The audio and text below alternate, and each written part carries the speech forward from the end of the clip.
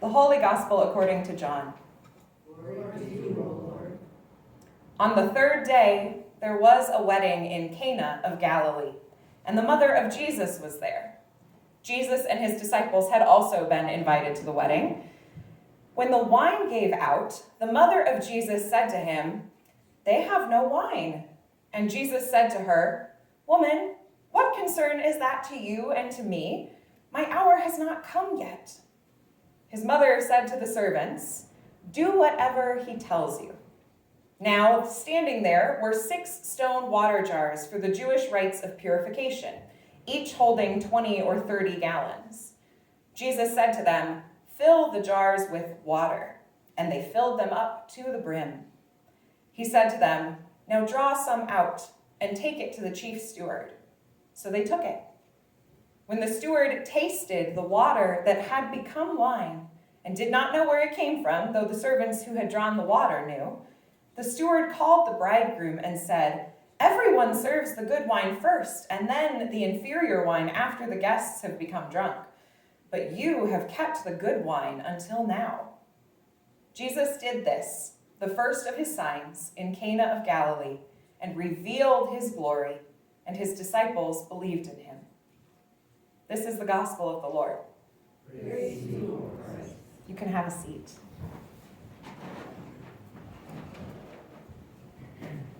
There are some Sundays where everything just comes together in a way that works so perfectly, it feels like God had to know exactly what was up. And this is one of those Sundays when I feel like that happened. The way that the liturgy for this Sunday connected to the texts, and the texts connected to each other, and connected with things that have been going on in our world feels just perfect. I love that we got to hear the passage from 1 Corinthians this morning about all of the different gifts that we are all given, especially coming out of a season of gift giving. It is so important to remember that the gifts that we're given by the Spirit are in us and part of this community. And the scripture tells us that everybody has their own gifts, and it's a variety of gifts. It's a celebration of the diversity of who we are as God's creation. But that all of these gifts, as varied as they might be, come from the same Spirit. And all of the services that we are asked to do are in service of the same Lord. And all of the activities that we are gifted with the ability to do are from the same God who activates those things in everyone. We are all given, in our own way, the manifestation of the Spirit for the common good, says this letter to the Corinthians. Some of us are given wisdom, some are given knowledge, some faith, others healing, some languages, others understanding, and there are so many more gifts. Gifts as diverse as every human being in history. And our gifts show up in different times and different ways, different places and moments, but they show up when we pay attention. And today's gospel gives us an example of a gift of the Spirit showing up. We get to see what some of Jesus's Spirit-given gifts are. And we get to see them in this first sign that he gives, this first miracle that he performs. And this story, for being pretty short, is actually really dense and complicated when you start picking it apart. It begins with, "on the third day," which for us as Christians is a pretty loaded phrase. It's no accident that this story begins by making us think about the Easter story. But then it goes on to describe a wedding in an average Galilean town, Cana, and apparently Jesus' mom was invited to this wedding, and invited along with her was her son Jesus, and invited along with him was his disciples. And this is, in the Gospel of John, it's one of only 2 places where Mary shows up. Mary appears here at Jesus' first miracle, and there at Jesus' last. She's here at the wedding banquet, and she's there at the cross. And that's the only time in the Gospel of John that Mary shows up. She ushers in Jesus' ministry here in this story, and she ushers it out at the end. But there they are together at this wedding. We don't know whose wedding, but they're there together. and the wine runs out. To most of us, this might not seem like a big deal, but apparently it was a big deal for Jesus' mom. So she sidles on up to her son and makes a little offhand comment. Hey, Jesus, did you see? They don't have any wine left. And it's moments like this when I wish that we could see the story, that we had like notes about what all the nonverbal cues were that had to be going on here. Because based on Jesus' reaction, Mary must have been implying something on this, on this comment, right? There must have been some wiggling eyebrows, some knowing glances over at the empty jugs over there, a little nudge with her elbow, a tilt of the head. Go, come on. Jesus, the ever-disgruntled 20-something who's certain that he knows better than his mom does about everything, I imagine rolling his eyes here saying, yes, ma'am. What does that have to do with me? And I have to imagine that they had another wordless conversation here. More knowing looks from Mary, more frustrated, dismissive huffs from Jesus, a silent back and forth with Mary nudging her son, encouraging her son to get out there and do something. And it's apparently clear enough of a message for Jesus to tell her, Mom, it's not time yet. My hour hasn't come. I'm not ready. But it seems like we have more silent conversation here. Maybe some reassuring looks from Mary, maybe some persistent ones. But ultimately, without a word, Jesus' mother convinces him that he is ready, that it is time to show the world who he truly is. And I can just imagine him almost just barely above a whisper muttering, fine. And his mom turns to the servants and says, do whatever he tells you to do. She has convinced him, as only a mother can, to get out there and do something about this. So she tells the servants to follow his instructions. Apparently Mary is important enough in this social situation that she gets to tell servants what to do, which is interesting. But anywho, without ceremony, without dramatics, without calling an audience or making any kind of speech or proclamation, without showing off at all, just with the simplest act of finding something holy, these jars for purification, and filling them with something life-giving, like water, Jesus performs his first miracle, silently, without a word. The servants gather together 6 jars, fill them with water like they would for a bath, or to wash their guests' hands and feet. And with no words and no actions, Jesus transforms that life-giving liquid into something different, but something equally life-giving for us. Water into wine. It's impossibly simple. But this is a story that has confused Christians for ages. A lot of ancient Christian leaders actually wanted to cut this story out entirely when they were assembling the Bible.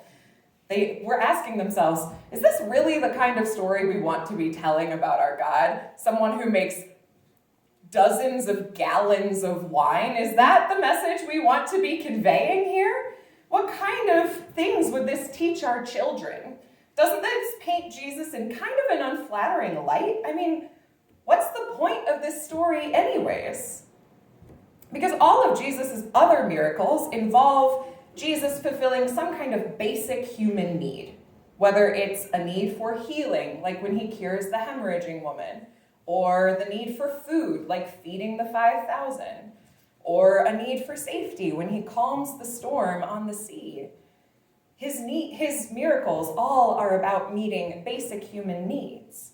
And so compared to all of that, all of those stories, calling this one Jesus' first miracle seems kind of trivial. What does this miracle do anyways? What need does this miracle satisfy? Well, I disagree with those ancient leaders of the church. I'm really glad that they didn't cut this story out of the Bible, because I think Jesus actually meets a few different human needs here, 2 in particular. I think this is a miracle. I think it does meet basic human necessities, just not the ones that we might expect. Too often, when we think of the requirements for a human life, we think of basic needs as simply matters of immediate physical life and death. We think about food, we think about shelter, we might think about clothing. And because of this, because of limiting our scope of what a human needs to just literally staying alive in our bodies, we miss the fullness of what life is meant to be. We miss the wholeness of a person, the matter of quality of life, life of a spirit. When Jesus turns water into wine, he allows the party to go on, which, again, might not sound really important, but here's what this means. It means that he takes away the risk of shame for the newlyweds and for their families who didn't have enough for all of their guests. He frees them from the burden of feeling like they have to impress people and prove themselves. He allows them to be enough. This miracle allows everybody to keep celebrating love together without any limitations, like poverty. There is no barrier to throwing a party, to celebrating love, to inviting people into the house when God is involved. He frees them from the fear of scarcity, of not having enough or not being enough. And this miracle fulfills the basic human need for joy. We might not think about joy as something that keeps us alive the way that a warm house does. But if you've ever met or if you've ever been a person who ever lost their sense of joy, who ever lost their ability to laugh, who lost their ability to feel like life was worth living, you know that joy saves us just as much as a blanket on a cold winter night does. You know that joy feeds our souls the way that a home-cooked meal can fill a belly. Joy is essential to our lives because our lives are more than just maintaining a body. We are meant to have so much more. In this miracle, Jesus meets this basic human need, joy. He brings joy into this place when it was at risk of fizzling out. And we can't forget how essential that is. Jesus didn't come to give us a half-life. He didn't come so that we could survive. He said that he came to give life and life abundant, a life worth living. And that is a joyous thing. And the second basic human need that Jesus meets here, I think is actually his own. Because when Jesus does this first sign, his first miracle, he is for the very first time revealing his true nature to the world. He is for the first time being his whole self, unapologetically, in the presence of a community that will love and support him. He's living his truth wholly and completely after leading a life where people whispered about him and spread rumors about him and talked about him and his family and wondered about what this kid was going to grow up to be and whether or not he really was what he said he was and how the world would deal with that. For the first time after a life being made to feel like he couldn't be his whole self in front of anybody, he finally decides to live his entire truth here. In many ways, the wedding at Cana is kind of like Jesus' coming out story. It's the first time that he reveals his true self, the core of his identity, to the people around him and to the whole world. And living an authentic life is just as essential to human flourishing as having a safe place to lay our heads at night. The miracle of Jesus' identity wouldn't have happened without his mother, in more than one way, but in this story especially. His mom is there to help encourage him, to give him a little nudge, saying, "Come on, son, you've got this. Show the world who you truly are." Because she knows who he truly is more than anybody else does. She loves him, and she wants him to grow and to be exactly who he was born to be. And who he was born to be brings joy into this world. It brings life and celebration and love, which is not to say that it's uncomplicated, far from it. Jesus' identity is not easy or simple, Even the people closest to him struggle to understand who he is, who he's meant to be, what it means. But in this story, when Jesus responds to his mother's nudge, he refers to his hour, right? She's telling him to get out there and do something to show the world who he truly is. And he says, my hour hasn't come yet. And when he says that, he and his mother both know what he's talking about. And we know what he's talking about. As his mom pushes him to be his whole self publicly, Jesus' first thought is of the crucifixion. There is a reason that the story begins with, on the third day. We are meant to remember the cross in this story. Jesus knows that the world will not accept him as his full self. He knows that they will try to kill him for the truth that he bears. But in this moment, he is at a party with people who love him, with the people that he loves. And so he performs the miracle of being his whole self. Knowing the risk, knowing the danger, Jesus comes out anyways. He chooses truth and faith instead of fear and secrecy. He chooses wholeness instead of settling to live a half life and merely survive. And his wholeness is holy. If this wedding at Cana is supposed to mirror the Easter story, then the fact that this banquet happens on the third day means that this is a resurrection story. It is a story of life in the face of death, of God not letting evil have the final say, of rising from the dead and coming out of the grave. When Jesus turns water into wine, he reveals that his identity is a miracle. It is a gift, and it keeps on giving to us over and over again. It brings joy and goodness and hope, and it meets the basic human need for authenticity. And like all miracles do, it reveals something about God. This meal of water, of wine, of a wedding banquet, it shows us that God gives extravagant gifts to us. Gifts that we can't understand, diverse gifts, more than we can imagine, gifts of abundance beyond what we can even fathom. We are filled to the brim like those jars of water into wine. And it shows us that God saves the best for last, that it doesn't matter how long it takes, but when we live into the gifts that God has given us, whatever those gifts are, each of us varied and complex, when we love and appreciate the gifts of the people around us, when we're brave enough to be our whole selves in the face of a world that might not understand who God created us to be, there will be beauty and joy and life abundant and life everlasting.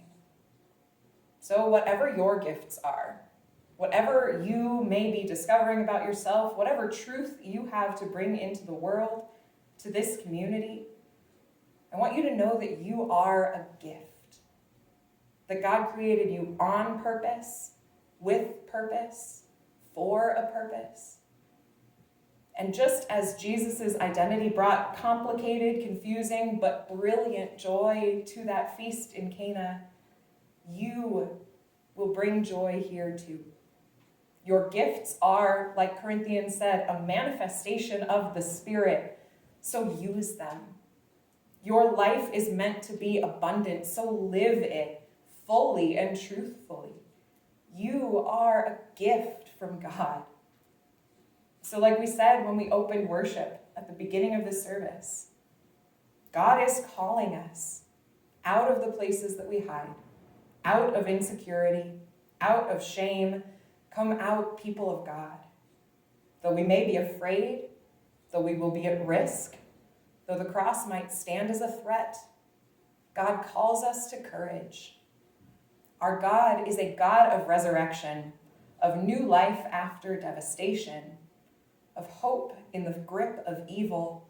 And so we dare to proclaim with pride and with faith our truths.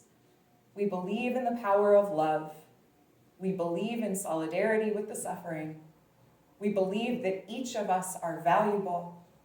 We believe that being together transforms us.